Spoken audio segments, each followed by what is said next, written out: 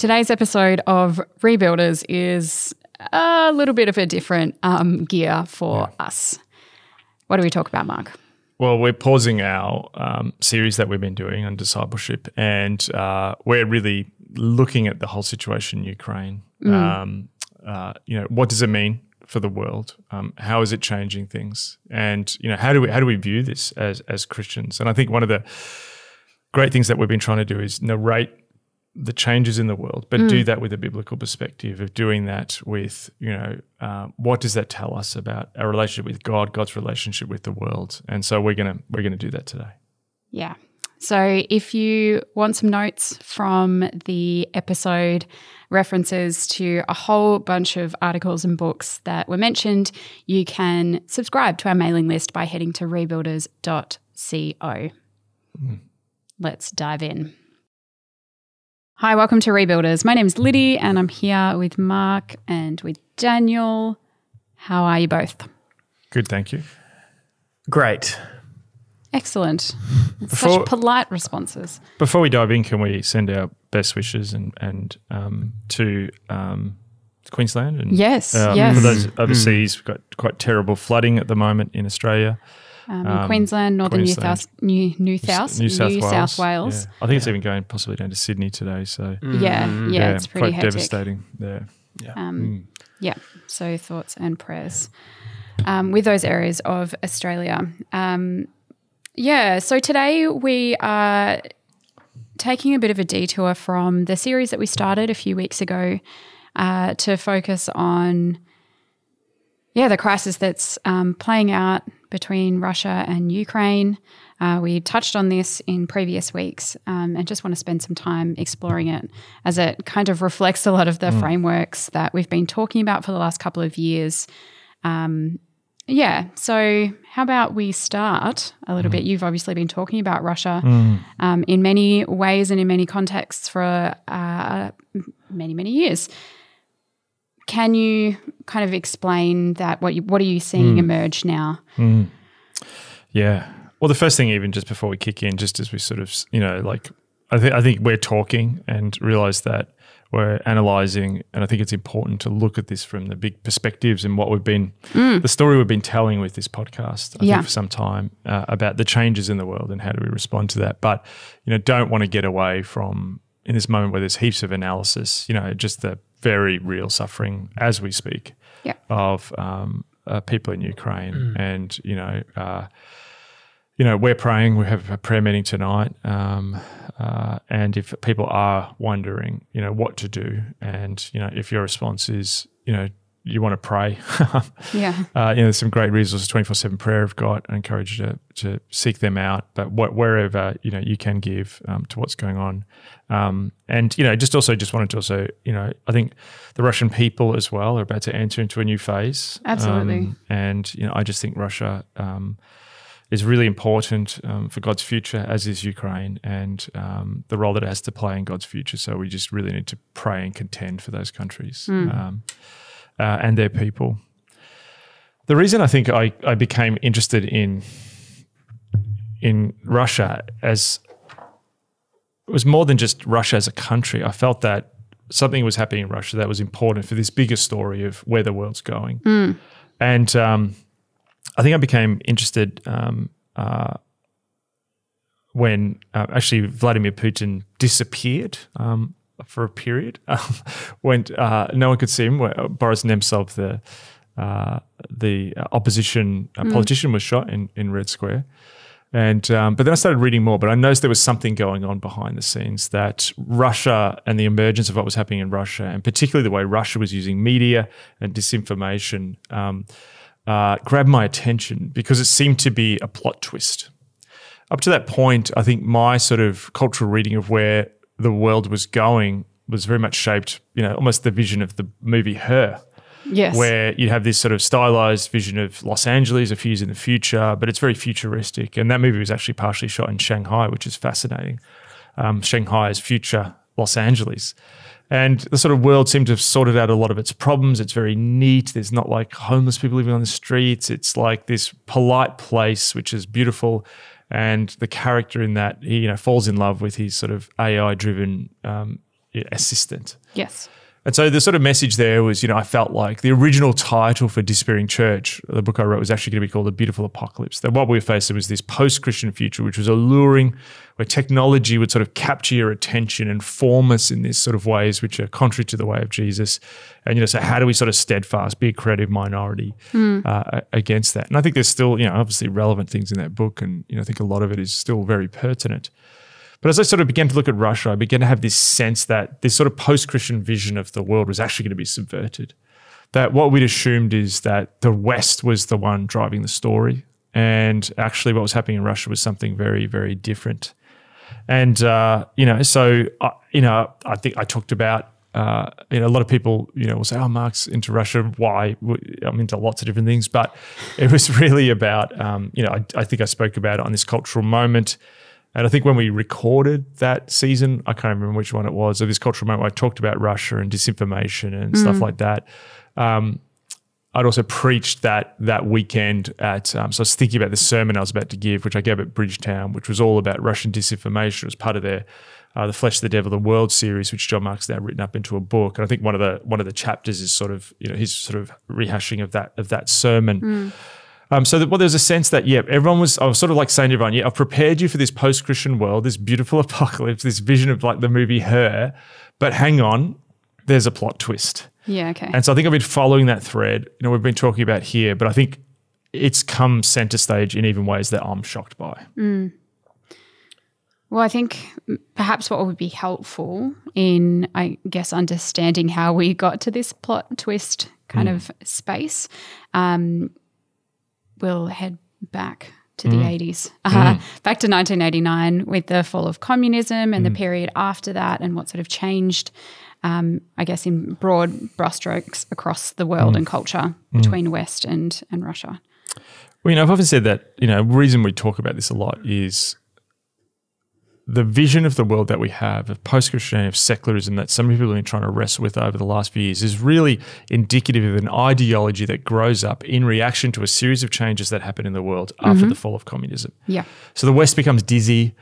It's defeated its great mortal enemy of the Cold War, of communism, and it's like triumphant, And, the often referred to famous book by Francis Fukuyama, the American political scientist, The End of History. We've reached the end of history, and it's sort of this slowly progressing secular West where people live content-free, in Fukuyama's words, and, all that big stuff of the past, of nationalism and religion and tribalism and bigger stories, that's all gone. And people are just going to sort of slowly drift towards, a better world. That's a very simple explanation of his theories. So that shapes a lot of how we're seeing the world. The average person is like, well, the world's my oyster. The economy's going to keep growing. All this, that was really what was sort of animating the world at that time.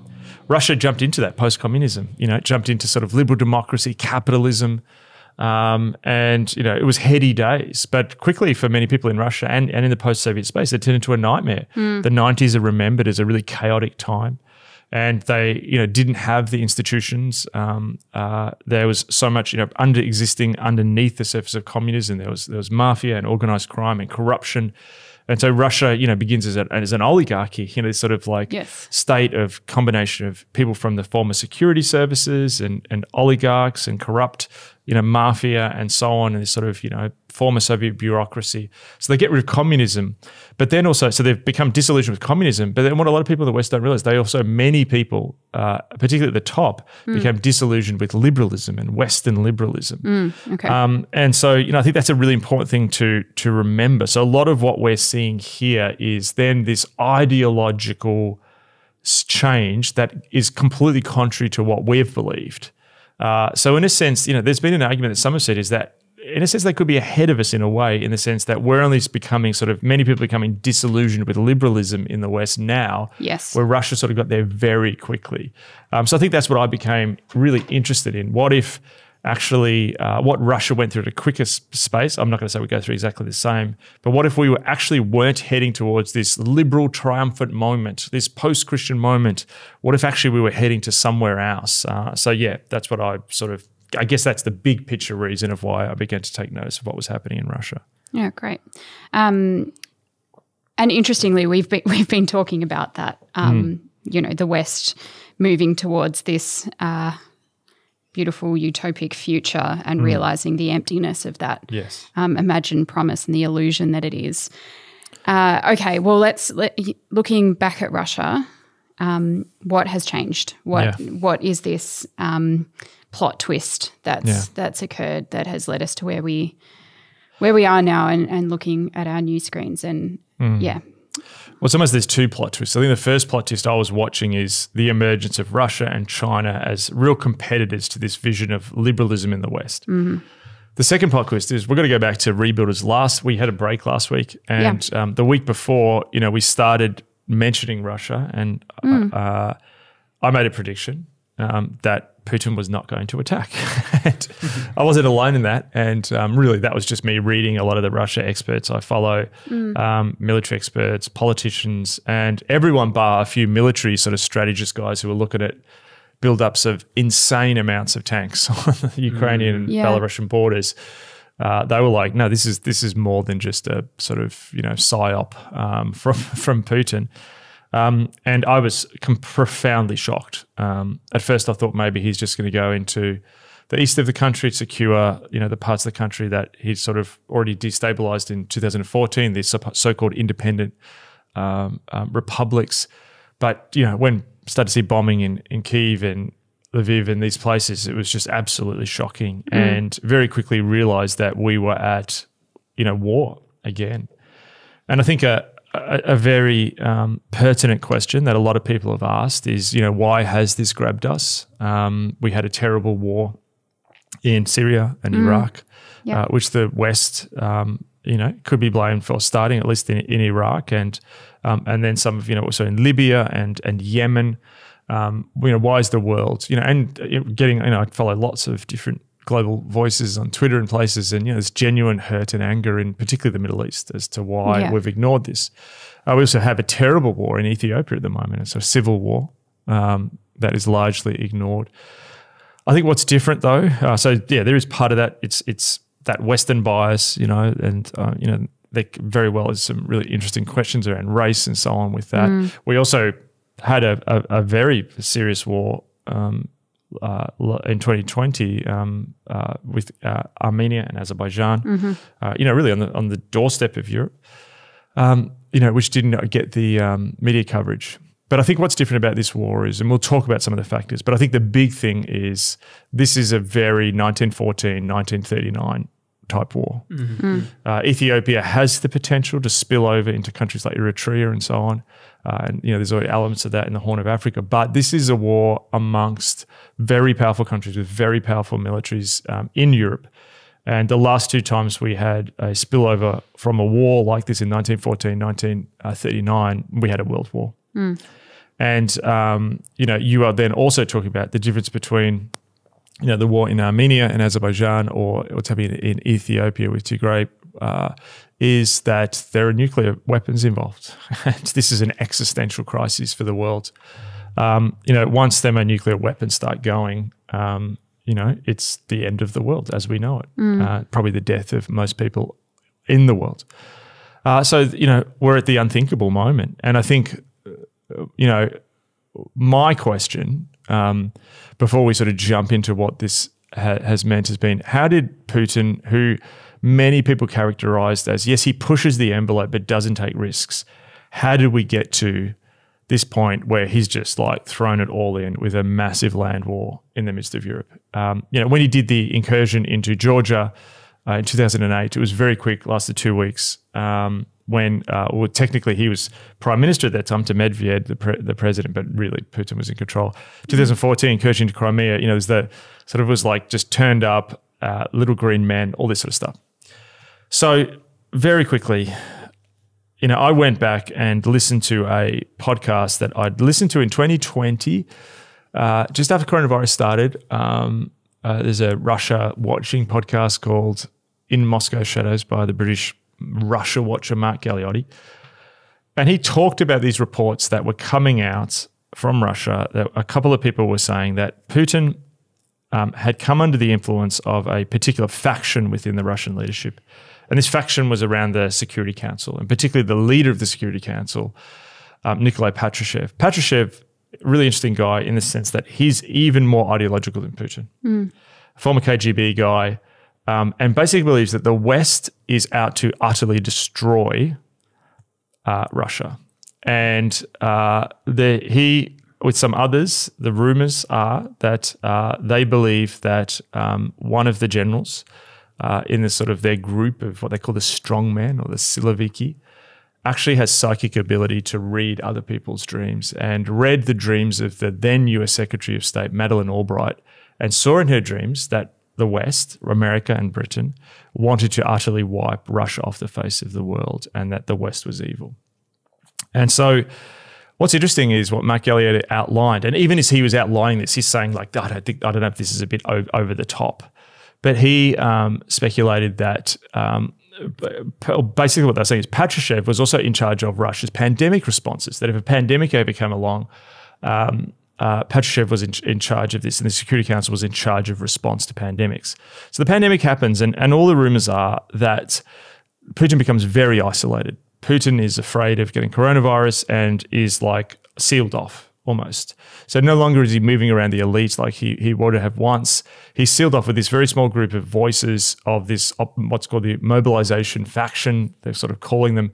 And these are the sort of true believers, the ideologues who both believe in Russian nationalism, that Russia has been totally undermined by the West and that the sort of completely terrible concepts of the West. Almost the fear is that movie Her, like we were saying, that the West would come and it would just rob Russia of everything that it loves, and that actually that's what the West is doing, that its movies, its NGOs, its internet's influence, all of this is designed to destroy Russia. You know, it's a very conspiracy theorist worldview, but also in some sense, understandable in fact of globalization, which we saw as positive, but saw as their own culture sort of being wiped out.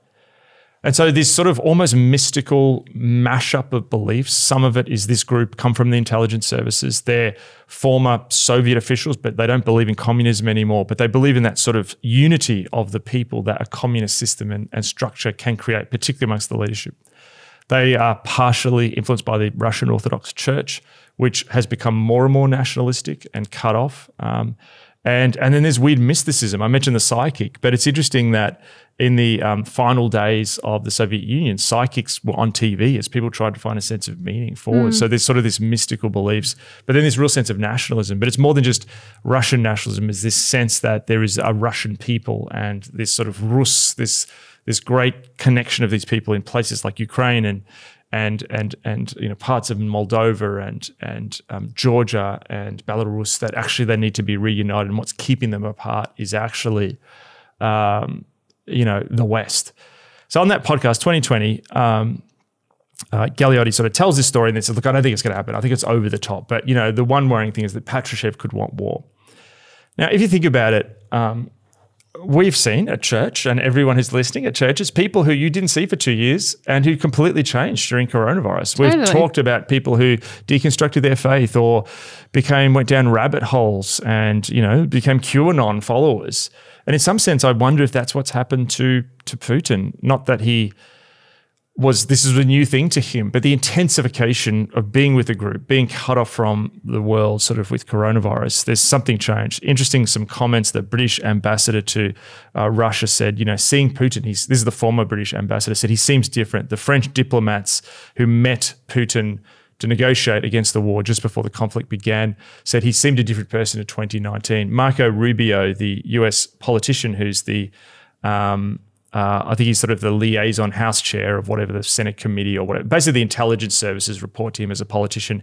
He's been tweeting intel and tweeting mysterious things like, I wish I could tell you more, but something's different with Putin. So something's changed. But I think what this says to us is everyone was looking at this and going, it's not going to happen because we're looking at this like rational, liberal, democratic Westerners. Yes. You know, why would someone throw it all away in a danger of a nuclear escalatory war that becomes a world war because it's not in his interest to do that because he's just a pragmatic person like us. Mm-hmm. But I think this has shown he's a true believer and the people around him are true believers, and a small group of leaders has you know, is influencing him. There's some people said he made this decision by himself. But what this says is the world that we thought, where everyone's just going to like be won over to the beautiful apocalypse, her version of the world, is not happening. And so, you know, we now are facing a group who are willing to level cities and use, at this point, you know, it looked like they've used a thermobaric weapon, a vacuum bomb, and are shelling cities. And, you know, so this is shocking for the West. Yes. But also reveals what was always there. I think this was always in, you know, Russian elites and in other parts of the world. People think very differently. And the West, or the developed world, whatever you want to call it, the liberal democratic bloc is now facing that. And the world has changed. Two things just finally, I'll shut up for a second. This is a second acceleration. We've got the pandemic, massive accelerator of change. And it ended, and, you know, I think it was of temporaries, Nicholas Christakis, the psychologist, I think he may be at Yale, you know, wrote a book about how, you know, after the 1918-1919 flu pandemic, you had the Roaring Twenties, and it was this sort of big party. Yes. And he wrote a book about a year ago, like, when the pandemic ends, we're going to have another Roaring Twenties, big party. What's happening is, you know, I think Andy Crouch said this on Twitter early on, is, you know, we're actually going in reverse. We're going from, like, we had the 1918 flu, now we're in 1914. Yes. You know, we're going backwards. Yeah. And, you know, the speed of change that's happening in the world is just absolutely phenomenal. We'll talk more about that a bit. But 2 accelerations in 2 years that have honestly brought 50 years of change. It's quite phenomenal. So if we take a step back from the details of what's happening in Russia, Putin's history, and we look at this situation, what is this telling us culturally about this moment? Yeah. Well, one of the ways we've helped people understand this world is through giving language, and this is what my new book's about. We've entered a new phase. It's a grey zone. Yeah. You know, an era has ended or ending, and a new era is beginning. But there's an in-between space between the two where they overlap. And I think, like, we've been talking about how we're entering into a grey zone. COVID, you know, like, accelerated that. But I feel like this war has, like, again, we're on that fast-moving travelator at high speed now. We're not just entering grey zone, we're now well and truly in it. And the things that are typical of a grey zone, it's disorienting. Yes. It doesn't operate by the rules that we know and trust. So there is this sense that everything is falling apart and you don't really know where you should be putting your feet. Yes. The world you once knew is no longer recognisable, but you're living in a world that's also unrecognisable. Yes. You know, and you think about the unthinkable is now increasingly thinkable. I go, you know, I've talked about on here before, you know, when I was saying to people were asking me when the pandemic hit in 2020, you know, March, like, how long will this last for? And, you know, 6 weeks. And I'm like, no, like, you're not going to be this a pandemic, you know, the Spanish flu lasted 2 years. And I said, this is not an event, it's a process. And that was unthinkable. It was unthinkable to see those images. We're used to them now, but you've, you know, New York City, London, Buenos Aires, you know, Rio, you know, Cape Town, you know, these cities shut down across the world. And, you know, that China would be sort of shut off from the world. It was just unthinkable. The millions would die, you know, like, I think the US is at 950,000 dead of COVID. People are still dying of COVID. Like, there's people saying COVID's over. You know, like, there's still huge impact happening COVID in the world. Huge. I know there's some highly vaccinated countries like ours which have sort of decided to live with it and move on, but a lot of the world still massive impact. And I think, you know, you'd think you'd learn that thinking the unthinkable was not thinkable. And I think, like, when I saw Putin on the edge with all the troops, the most logical explanation was that he was going to attack. But I couldn't think of that. I couldn't think that after a pandemic, the unthinkable of a potential massive conflict in Ukraine and a potential world war is unthinkable. But now you're thinking the unthinkable, you know. I mean, people are talking about nuclear escalatory rhetoric, and you have to now think that is a possibility. I saw someone say, you know, we now have to actually start to say that perhaps nuclear war is a more immediate threat than climate change. That's not to downplay climate change, but the odds that we could get taken out by nuclear war before we get taken out by you know, climate change are now very real. This is stuff we were not thinking literally 10 days ago. And so I think, part of it is that the unthinkable is unthinkable. And what this is doing is it's changing the structure and the power arrangements of the world. The shift in power is swirling in the world. And two major ways I think that's happening is, we talked about new blocks in the world. This has fast sped that. So we talked about I think we talked about in the podcast, you could have a future where I've been on lots of podcasts. I forget what I say on which ones. But, the future could be not this one world of globalization. It could be the China world, the EU world, the America Pacific world. That's in play now, but in a radical way that we didn't think. So you've got China, which did do a security sort of alliance with Russia just before this. The Pakistan Prime Minister, the former dashing cricketer Imran Khan, flew in as the invasion was happening and said, wow, what an exciting place to be.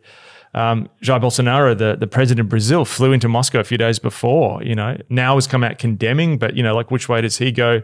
Obrador, the president of Mexico, is sort of not making calls. There's a lot of, if you're watching this and going, the whole world is united against this, when you start to look at a lot of news sources, it's not so. There's a heck of a lot of countries. You look at what's happening in Southeast Asia, are going, which way is this going to fall? Who's the new leaders in the world? What's going to happen here? Yeah. Everyone is looking at the Taiwan Strait now of what lessons does China take from this from Taiwan.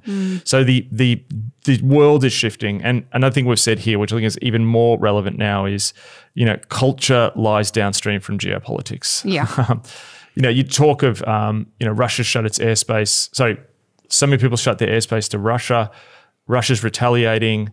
There's talk of even flights around the world could be really difficult to get to because you can't fly over Russians can't fly over certain places, yes. People go over other certain places.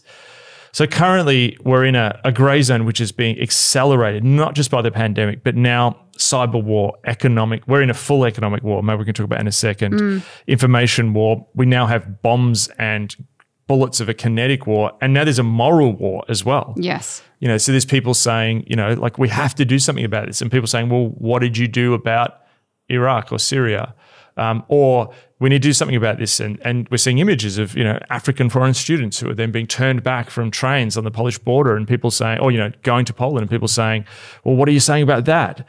We're in full-blown contested space. We've been trying to argue that massively in grey zone. Okay, so there's also a bit of a disruption or a revealing, I suppose, of the idols and the illusions, and I think I mentioned that a little bit earlier, but we've had the wool over our eyes for a really long time as the West. Yes. Well, it's one of the most fascinating repeated statements you heard on day one and day two of this was from politicians, from commentators, from Russia analysis to even people, who lived in Kyiv. I can't believe this is happening in 2022. Such a fascinating, revealing statement. And it reveals a belief that we'd move past this. Yeah. Or we'd move past this for parts of the world. You did see, other people saying, I can't believe this is happening in a modern civilized city, in the West. And a lot of people I think have rightly pushed out that has this very, there's racial elements to that. There is cultural elements of superiority to that where, we accept that it's going to happen in Syria because they're different to us. Or in Eastern Europe. And it's not just race, it's also a class thing. We didn't hear those statements when there was conflict in Eastern Ukraine, but now it's people in Kyiv who are more middle class or upper class or cooler or look more like us or whatever. But I think what this just two quotes I wrote down from the paper, the paper. The paper. So Australian. Yeah, I got the paper this morning. Two articles in Time magazine. Bruno Massais, often quoted on this podcast, said today, reflecting on how Europe saw the world, that the wool was then, as you said, pulled over the eyes. That he says nothing worked. Everything turned out to be a failure or an illusion. And now we must watch the old world go up in flames. Raphael Beer in The Guardian said, the past has invaded the present. The age of levity is over. And I think what's happened is this sort of mythical view of the world, the her view of the world, which did continue that. Yes. I think the her world of the world went from, the whole world's going to become like this to maybe the blocks of the developed world will stay like this, because not just the West. I mean, you look, what's interesting in this block too, South Korea, Japan, Singapore have all done sanctions. It's this sort of developed, for want of a better term, the first world, now all of a sudden sees that it has to look at the world differently, that a more realistic view of the world. One fascinating sort of reset moment I saw happening at hyperspeed was, if you think about a lot of the language around self-care that's come in the culture of, well, you need to look after yourself. It's been exhausting and, watch your mental health and so on. And NPR on Twitter put up a tweet saying, look, you need to practice paraphrasing, you need to protect yourself during this time and practice self-care. And if you're looking at too many images of the war in Ukraine, you need to step away and, prioritize your health or something like that. And, that was very normal. That was a growing thing. If you think about the social contract of the West, it sort of went from social contract theory is you give up some freedom to the government in order to protect you. That has changed as the West has developed. It then became like, well, you sort of give up some freedom, but we're going to maximize your individual freedom. Yes. You have a passport and got to cross a barrier, but go and explore the world, live your best life, self-create. That then has changed even into more now, well, we'll protect your feelings, we'll create safe spaces and watch the language and police things and stuff like that. NPR puts that tweet up, which is very much in that sort of last space around, protecting your mental health and what comes in, and just got destroyed. There's literally people telling me, I'm in Kyiv and, there's people sheltering in a shelter in below, like there's kids being killed, and you're literally telling, rich, privileged people in the West to protect their mental health. And you just saw it in a second go. Yes. I mean, the thing I've been fascinated is seeing sort of, warm, cuddly, for want of a better term, I don't mean to be disparaging, but sort of, woke-y, again, for want of a better term, not being disparaging, more left-leaning, always pushing to compassion, people on Twitter and social media, literally like cheering on burnt Russian tanks. Yeah. Like, take that, F'ers, whatever. How did this happen in 5 days? And just on that, like our last episode, we talked about that concept of a floating signifier and how,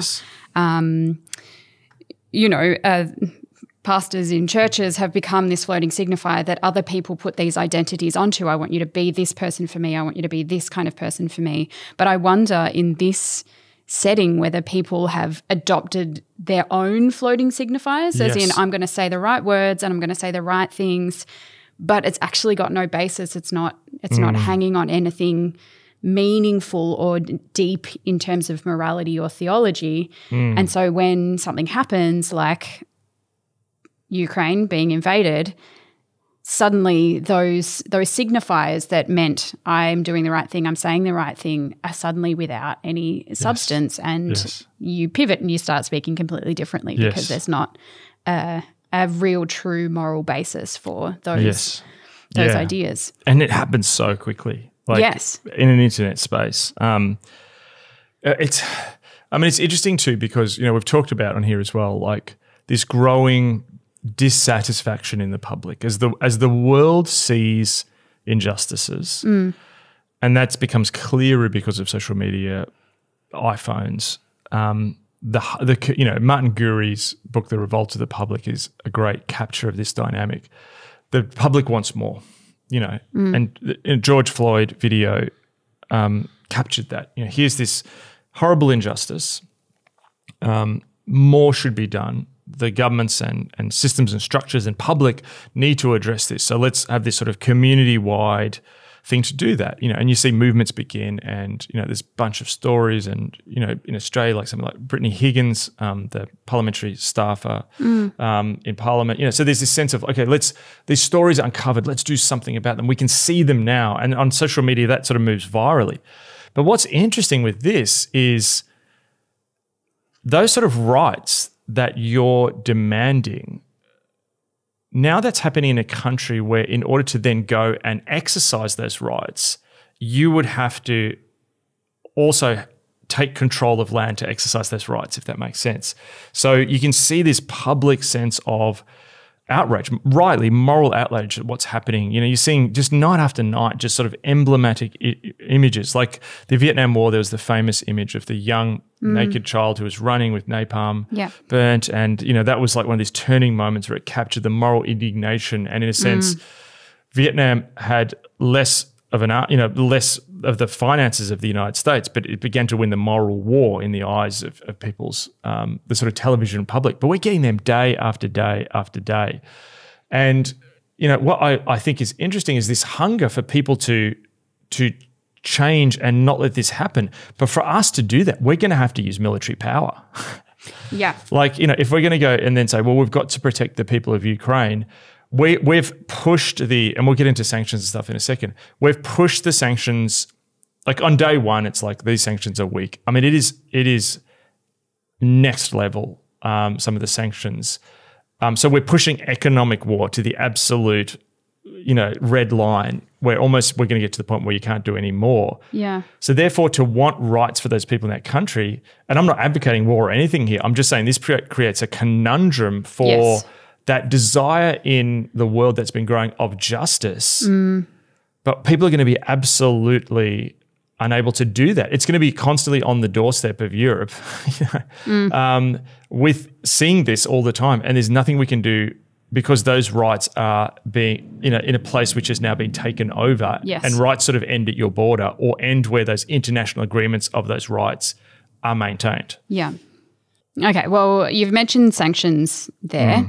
Let's look at that in a little bit more detail. So we did a series back in 2020 where we talked about the networked world, and this is really these sanctions are being played out in this networked context. I mean, so traditionally sanctions, a government will say we're not going to trade with that country because of this, because of human rights abuses or whatever. What's fascinating, because we're now in a networked world, we're now in a socially mediated world, is some of those sort of network dynamics are now playing out in that. So you've got the government sanctions, but then you've sort of got almost in the pandemic as well, you saw this like power being used locally as well. So for example, like I think it was Ottawa, the province in Canada, like did their own sort of like, we're not going to buy anything from Russia sanction, which normally you wouldn't have provinces doing stuff like that. Yeah. Companies, apparently Aldi here, in Australia is like throwing out Russian vodka. You've got like Boeing who have said we're not going to provide parts and services for the Russians' internal domestic air fleet. Yeah, right. Apple, sort of stopping, like Apple, like BMW, like, Exxon Oil, BP. Yeah. Like, and there's a picture I saw of the Moscow underground of just this huge sort of traffic jam of commuters who could not get through the turnstiles because their Apple Pay and their credit cards have all stopped working. Right. Netflix, they can't get Netflix, they can't get Spotify, internet's down.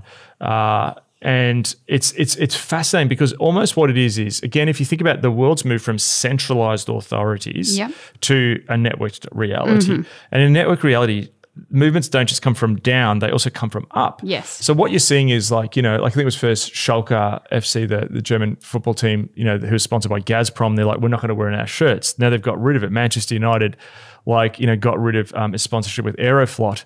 There was the Canadian Hockey League was saying we're not going to draft players from Russia and Belarus. The International Badminton. I love badminton. It is fun. Badminton Association is like banned Russia. I mean, so it's almost this networked thing that's moving now to completely disengage Russia from the network. And a parallel, it's fascinating the parallel. If everyone who's in here thinking cancel culture is just a dynamic of progressives doing to conservatives because they don't like them, no. It's actually a form of network disconnection. And we're seeing that now with Russia. And so there's a point here. So like, interestingly, this morning as of recording, there was a video where Boris Johnson went to Poland.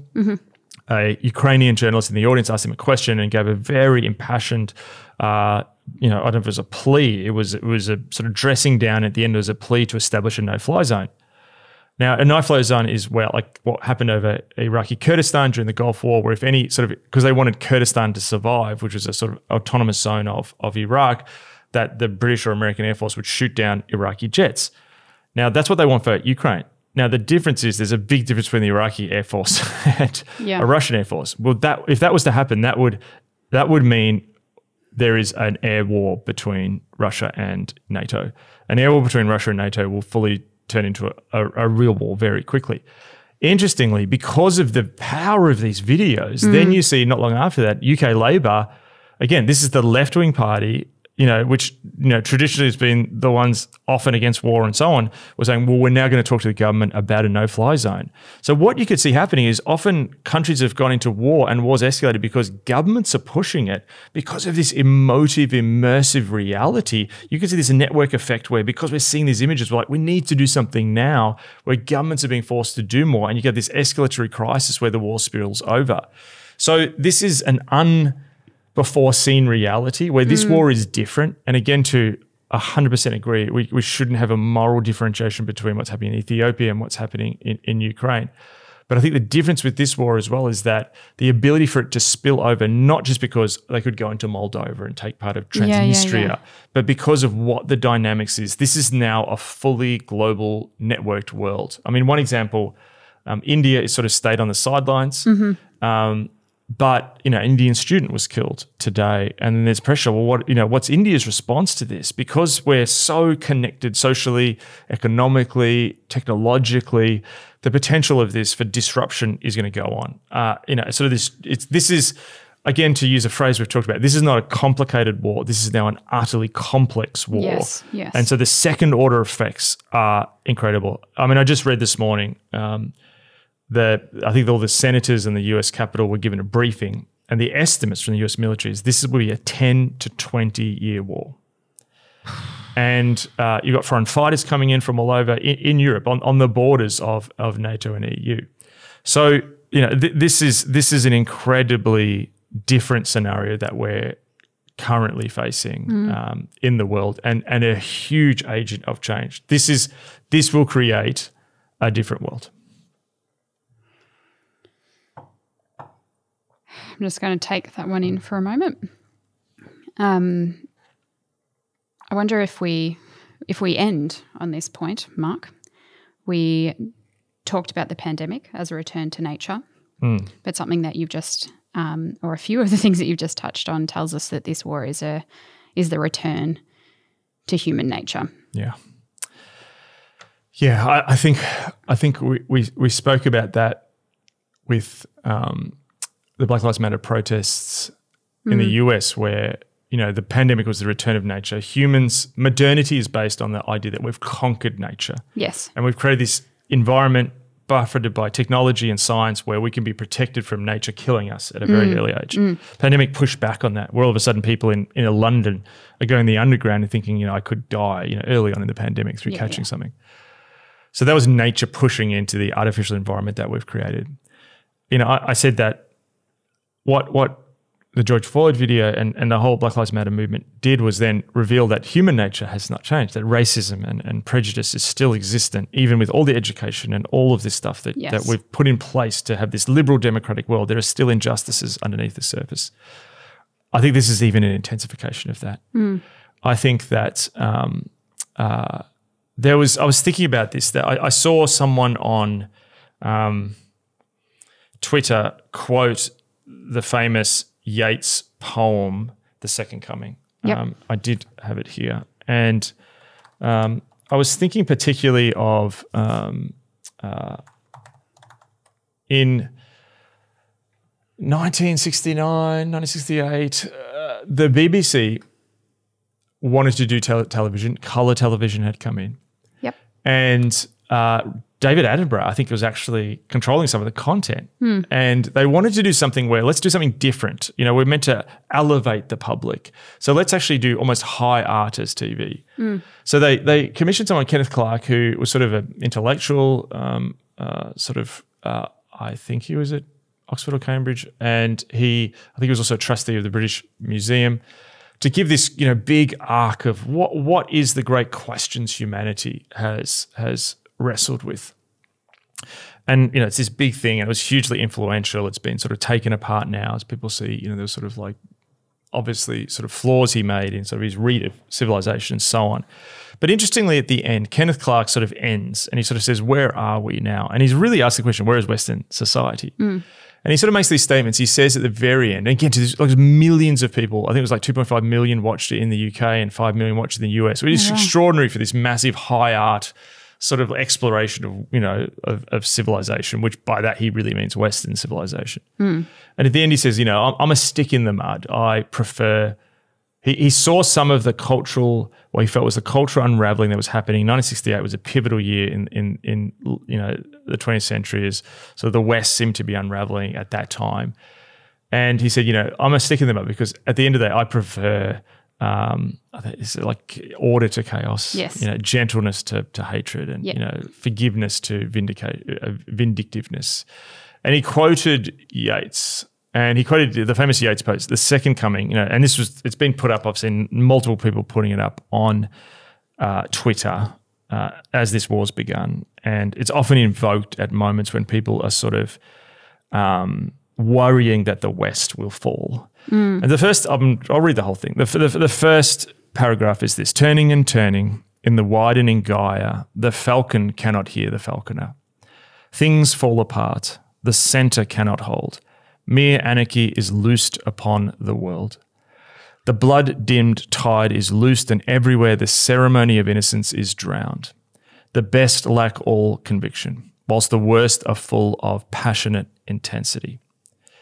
Yeats was a member of what's called the Protestant Ascendancy, the Protestant minority Church of Ireland in Ireland. He became a sort of politician. But he wrote that poem at the end of World War I. The world seemingly had fallen apart. He also wrote it as, I think, both him and his wife, I think his wife was actually quite sick with the Spanish flu. Okay. This is a poem written at the end of a world war, Spanish flu, but also it was written at a time of Irish nationalism where, you know, Ireland was beginning the process of sort of fighting for its independence, of which he was at the centre of. So often it's sort of like, you know, given as this sense of here's this thing, you know, to hold on to the centre of Western culture, and sort of a warning of those moments of high drama. The second paragraph goes on like this. The second paragraph is often not read, but it goes on like this. Surely some revelation is at hand. Surely the second coming is at hand. The second coming, hardly those words out, when a vast image of spiritus mundi, the spirit of the world. Now it's interesting, he's using the language of the second coming, which we you know, associate with Christ. Yes. So what is this vast image? Troubles my sight, somewhere in the sands of the desert, a shape with a lion body and the head of a man, a gaze blank and pitiless as the sun, is moving its slow thighs, while all about it real shadows of the indignant desert birds. The darkness drops again, but now I know that 20 centuries of stony sleep were vexed to nightmare by a rocking cradle. And what rough beast, its hour come round at last, slouches towards Bethlehem to be born. This image of a creature somewhere in the desert being roused, of coming back to life. It's a second coming, but it's not what we'd think of the second coming. It's a sort of antichrist monster that he feels has almost been unleashed in the midst of Europe. And all of the things that he was seeing in the world of the pandemic and the World War and Irish nationalism, the battle in Ireland, that is represented as something is chaotic.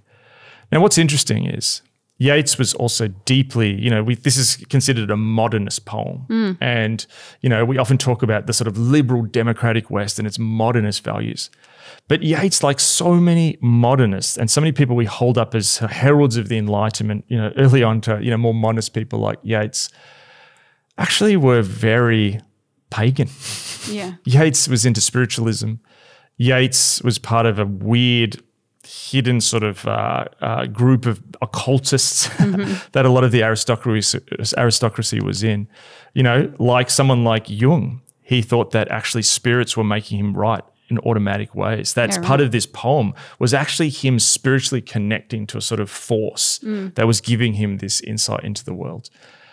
And so I think this also reveals there's an element, yes, the West does feel like it's falling apart, but also what this does, and think about one of the great themes of this podcast is the revealing of idols, the revealing of how everything is called to account by the gospel.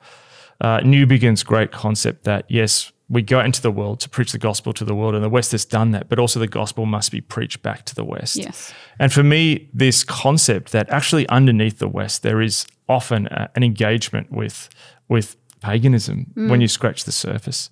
And I think what we're seeing now is we're seeing the layers ripped off, all these illusions that we had. We're seeing the true nature of the world, that it's difficult and filled with sin and brokenness and tribalism, nationalism, racism, mysticism. All these things have not gone away. They're still there. They never went away. They were always underneath the surface. We're not as different to the rest of the world as we thought. But the good news is there is a second coming. That our hope should never be in the West and what it can do and the diplomats. I pray Godspeed to every diplomat at this time. I pray that Ukraine can miraculously protect itself from this Russian incursion. I pray for change of leadership, that Russia gets the leader it deserves for what an incredible, incredible country, culture it is. But the second coming is our hope. Jesus is our hope. We're seeing the world more accurately, and that's hard. But also it's good news. And getting all emotional, aren't we? I think, we're praying tonight. People are praying across the world. It's Ash Wednesday. I mean, here in Australia, it's Ash Wednesday. It might not be when you hear this, but what an Ash Wednesday moment. Ash Wednesday is walking through the passion of the Christ towards the cross, and the world walks that way again. But on the other side, resurrection. Thanks, Mark. We'll see you guys next time.